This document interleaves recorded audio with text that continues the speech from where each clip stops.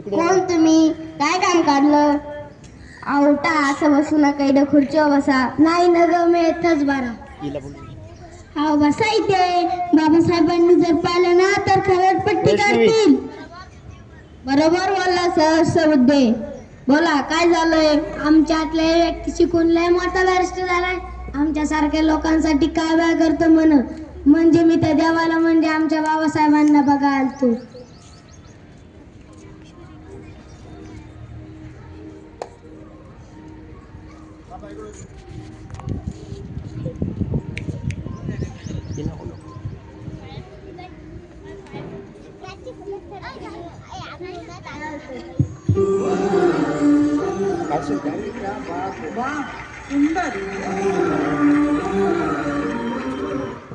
काय चित्रे सहस्र बुद्धे, काय चाललंय?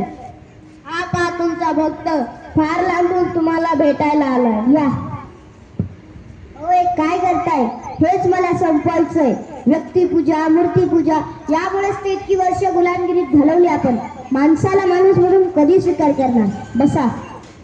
अहो आम्ही किती वेळ सांगतोय, ऐकतच नाही आमचं. बसा.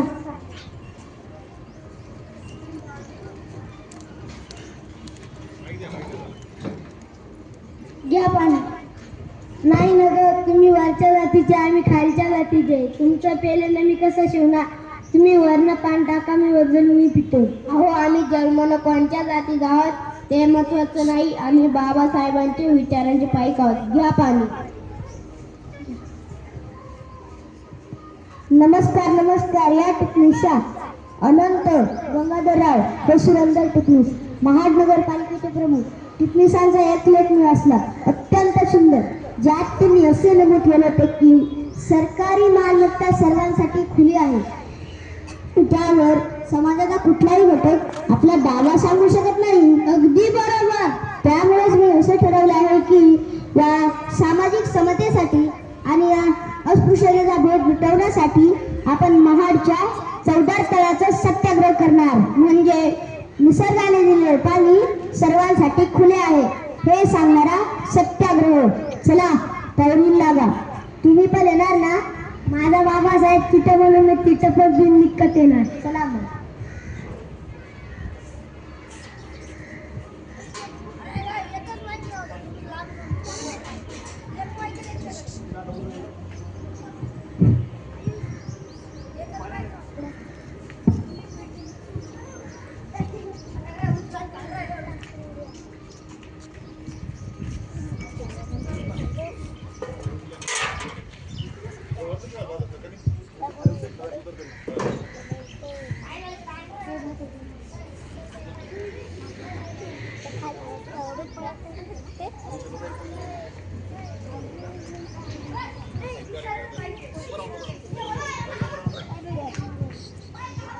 अहो ते डॉक्टर बाबासाहेब आंबेडकर आपलं पाणी वाटायला येणार आहे.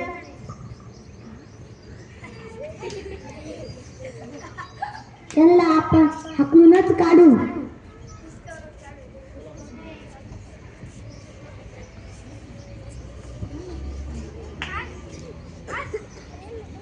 थांबा. ओ आंबेडकर, तुम्ही योग्य नाही करतात. योग्य अयोग्य हे ठरवण्याचा अधिकार तरी कोणा एकाला नसतो. तुम्ही आमचं पाणी वाटवताय. तुमचं पाणी? चला मी मान्य करेन, हे तुमचं पाणी आहे. तुम्ही यावर तुमचं नाव लिहून दाखवा. मिस्टर आंबेडकर, तुम्हाला मागात पडेल. काय मागात पडेल? आम्ही तुला धडाच शिकवतो. ए निघाय चल. हो काका, तुम्हाला मागात पडेल, आधीच सांगून ठेवतो. ओ थांबा, आपण इथे भांडायला आलो आहोत का? माफी बाबासाहेब, पाण्यासाठी सुद्धा भांडावं लागतं, तेव्हा तो दुर्दैव. हा भ्रम ठेवू नका.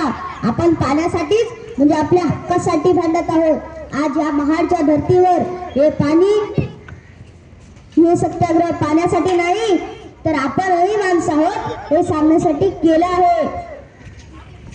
एकाच तळ्याचं पाणी टाकून आपण अस्पृश्यता नष्ट करण्याकडे अजून एक पाऊल टाकत आहोत.